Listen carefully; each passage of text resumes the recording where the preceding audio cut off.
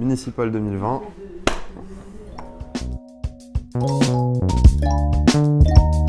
Alors, la première mesure qu'on fera, ce sera d'abord de s'appliquer nous-mêmes ce qu'on appelle la révocabilité des élus, c'est-à-dire que nos élus, hommes ou femmes, s'appliqueront ce qu'on appelle le mandat impératif.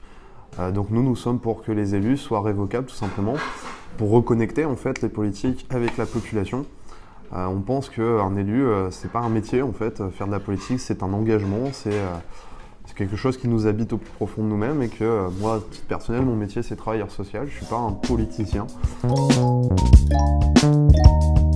Alors, la première des mesures là-dessus, c'est évidemment rendre le transport en commun gratuit. Et alors, pour cela, on a un plan de bataille bien spécifique. Nous, on veut revenir à ce qu'on appelle une régie publique, une régie municipale des transports en commun. Aujourd'hui, on a une délégation de service public sur cette question qui a été donnée à Keolis. Keolis, qui est une société par action, une SA.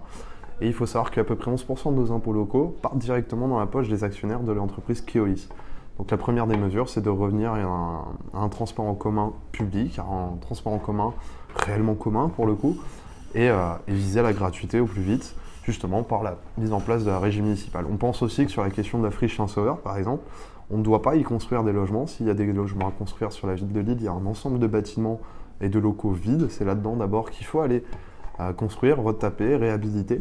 On pense également développer les pistes cyclables au maximum. Aujourd'hui, on a des rues qui sont complètement impraticables pour les personnes qui font du vélo et ça n'encourage pas du tout la mobilité douce. Donc on pense qu'il faut développer des vraies pistes cyclables en ville, notamment dans le centre-ville, pour encourager les personnes à utiliser ces pistes cyclables. Et aussi, c'est sur l'aspect des déchets. On pense revenir aussi à une régie municipale sur le ramassage des déchets. On n'est pas des gens qui disent que les gens sont pas propres. En fait, on pense qu'il faut d'abord développer un nombre de poubelles, un nombre de poteaux mégots, par exemple, pour favoriser en fait les bons comportements.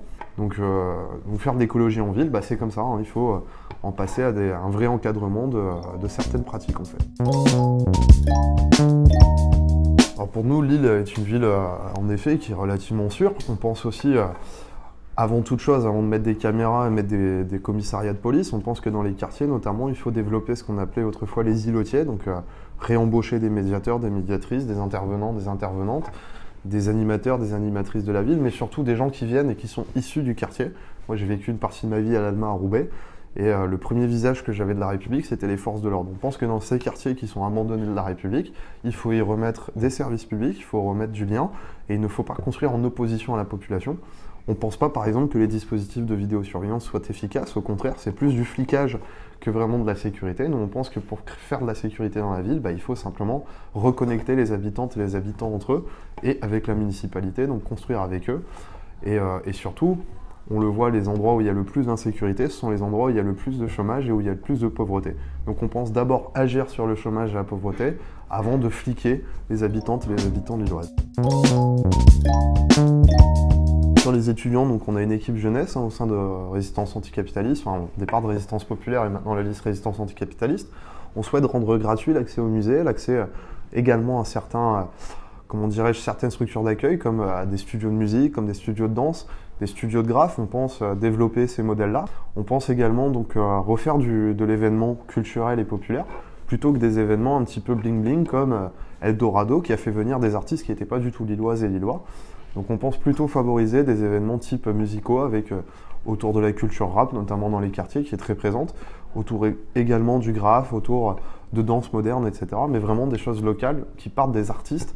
Et on pense évidemment augmenter les subventions des associations culturelles à Lille, notamment les associations qui sont nées et qui vivent dans les quartiers. Alors nous, on propose d'expérimenter le droit universel au salaire.